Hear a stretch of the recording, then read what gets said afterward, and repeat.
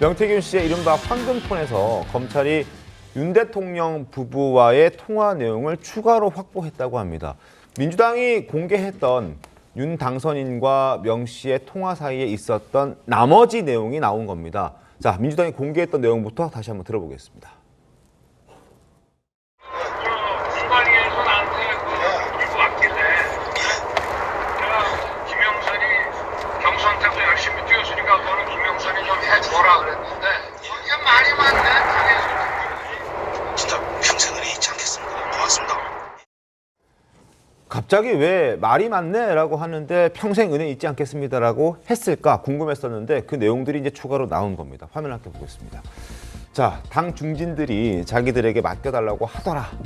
그랬더니 이제 명태균 씨는 박완수, 이준석, 윤상현 등등 다 주려고 하는데 윤핵관들이 반대하는 것 같다라고 입장을 밝힙니다. 그랬더니 윤석열 대통령 당시 당선인이 그럼 내가 윤상현한테 당시 공관위원장이었죠. 한 번 더 이야기할게 라고 입장을 밝혔습니다. 그랬더니 이제 평생 은혜 잊지 않겠습니다 라고 얘기를 한 게 뭔가 퍼즐이 좀 맞춰지는 그런 상황 아닌가요? 윤기천 변호사님? 네, 저 부분은 이제 그 밝혀진 부분은 그 같은 날 통화 내용에 이제 그 원본이 나온 거예요. 네, 그래서 그렇죠. 실제 공개된 것 이외에 더 추가적인 대화 내용이 들어있었다는 건데 기본적인 취지는 특별하게 변한 건 없다고 생각이 돼요. 왜냐하면 어차피 본인이 그 김영선 의원에 대해서 대선 때 공이 있고 하니까 이게 얘기를 했는데 당에서 말이 많더라. 그 일맥상통하는 내용들이거든요. 네. 그러니까 일부는 반대하고 일부는 주려고 한다. 그래서 내가 한 번 더 얘기할게. 그 외에 이제 얘기했는지 여부에 대해서는 아직 안 나오는 거고 윤상현 의원도 추가적인 얘기를 받았다. 뭐 이런 얘기는 지금 기존에 없었다고 얘기를 밝혔기 추가 때문에 입장은 나온 건 그렇죠. 없습니다. 다만 네. 한 가지는 이제 윤상현 의원이 공천심사위원장인지 몰랐다라는 대통령 말이 사실과 다르다. 이 부분만 빼놓고는 기존에 그 공개된 내용의 대화 취지, 맥락과 크게 특별히 다른 건 없다. 저는 그렇게 생각합니다. 따라서 어떤 본인의 의견을 준 정도이지 이것을 네. 뭐 안 되는 걸 되라고 해라 이렇게 뭐 공천과 관련돼서 강압적인 뭐 제시를 했다 이런 취지는 아직 나오고 있지 않아서 아직까지 좀 더 지켜봐야 될 것 같습니다. 알겠습니다. 네, 지금 그 부분을 좀 들려드리려고 하는데요. 지난달 7일이죠. 윤석열 대통령이 이 명태균 씨 논란 관련해서 해명을 했던 바가 있습니다. 일부는 상충되는 부분도 있는 것 같은데 그 목소리 먼저 들어보시죠. 당에서 어떤 그 공천을 진행해 나가는데 민주당에서 그걸 공개를 했는데 그게 무슨 짜집기가 됐느니 소리를 집어 넣느냐 그러면 그걸 가지고 대통령이 맞네 아니네 하고 그걸 다퉈야 되겠습니까?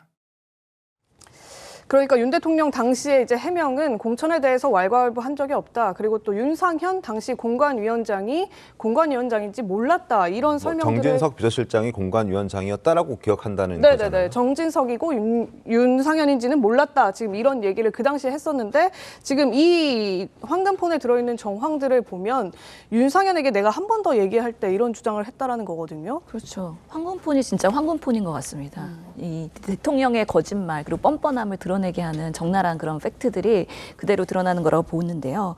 실제로 본인이 공천에 대해서 개입한 거 없다라는 식으로 부인을 대통령께서도 하셨고 네. 이미 이런 육성이 공개됐음에도 불구하고 내가 뭘 왈가불가 할 것도 없다라고 얘기하는 거는 그냥 있는 그대로 덮으려고 하시는 겁니다. 그렇기 때문에 더 수사와 조사가 긴밀하게 이루어질 필요가 있다라고 생각을 하는 건데 실제로 내가 윤상현한테 다시 한번 얘기할게. 라는 이야기는 윤상현 의원이 공관위원장이라는 걸 인지하고 부탁했을 가능성이 있는 것이고 네. 윤상현 의원도 나는 전화 받은 적 없다라고 얘기하는데 그거조차도 거짓말일 가능성이 있기 때문에 지금으로서는 그 이후에 대통령과 윤상현 의원과의 그런 소통이 어떤 방식으로 이루어졌는지에 대해서 조사가 필요하다. 통화 내역을 보면 확인할 수 있는 부분이지 않겠습니까? 그렇기 때문에 지금 명태균의 이런 이슈로 인해서 김건희 여사 그리고 윤석열 대통령의 공천 개입은 조금 더 확대된 조사와 제대로 된 그런 수사가 필요하기 때문에 특검법이 통과돼야 된다라는 다시 한 번을 반증하는 이야기라고 생각이 들고요. 지금까지의 모든 해명과 그런 이야기들이 결국에는 거짓말이었다. 그리고 대통령에 대한 신뢰를 매우 저버리게 하는.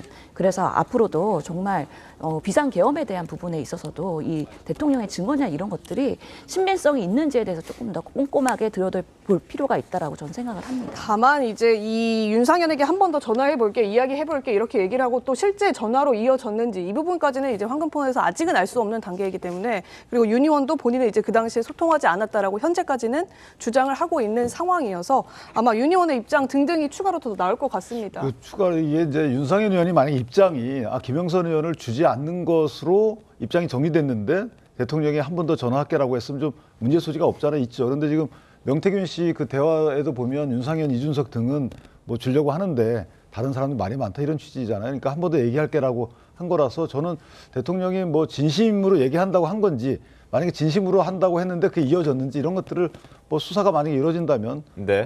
밝혀지면 될 거라고 생각합니다. 알겠습니다. 뭐 이 추가 내용이 공개된 이후에 윤상현 의원의 아직 입장은 추가적으로 나온 게 없습니다. 추가적으로 입장이 나오면 그 내용도 저희가 전해드리도록 하겠습니다. 자, 22년 5월 9일 10시 1분에 윤석열 대통령과 명태균 씨의 통화가 이루어졌고 그로부터 한 50분 정도 뒤에는 김건희 여사도 직접 명태균 씨에게 전화를 합니다. 이런 내용들이 전해지고 있습니다.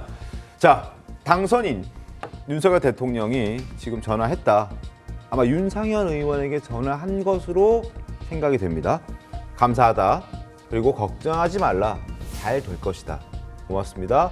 내일 가서 뵙겠습니다. 이런 대화, 약 1분간의 대화가 김건희 여사와 명태균 씨 간에 이루어졌다고 합니다. 윤석열 당선인과 당시 당선인과 명태균 씨의 2분 30초 통화 이후에 1분의 통화가 더 있었다는 걸 확인할 수 있는 대목이었는데 명태균 씨는 과거 지인에게 김건희 여사와 전화를 했었다, 통화를 받았다라는 부분을 직접 말을 했던 내용이 있습니다. 들어보겠습니다.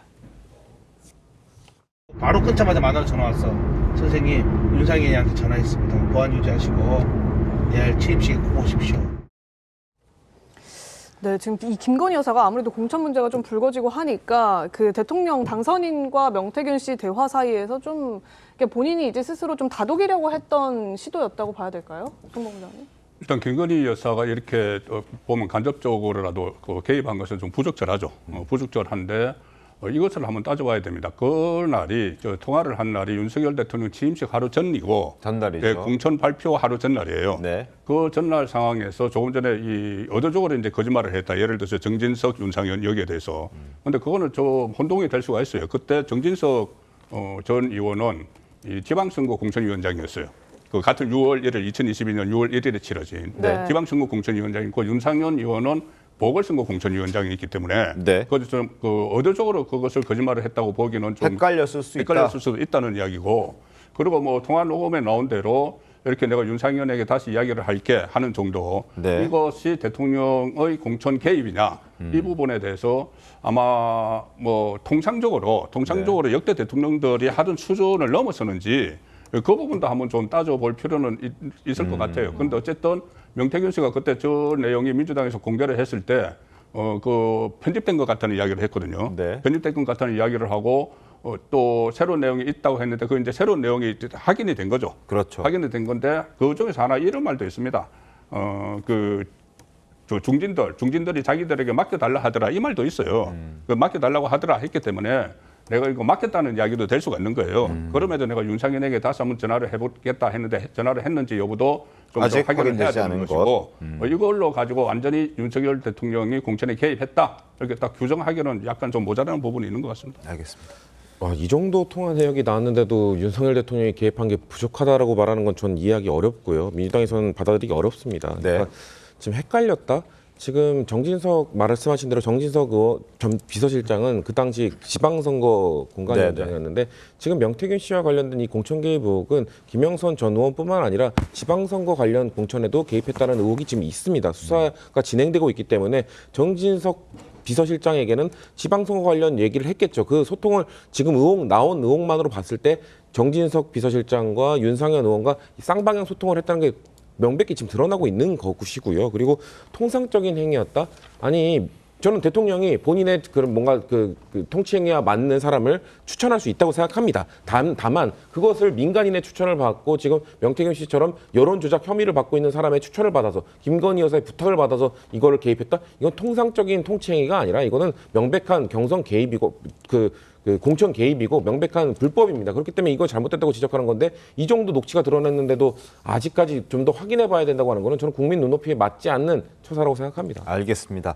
자, 휴대전화 3개, USB 1개 포렌식해서 거기에서 나온 내용입니다. 일부 휴대전화 아직도 더 이제 진행하고 있는 그런 과정이기 때문에 추가적으로 더 많은 내용이 나올 수도 있을 것 같은데 저희 함께 지켜보도록 하겠습니다.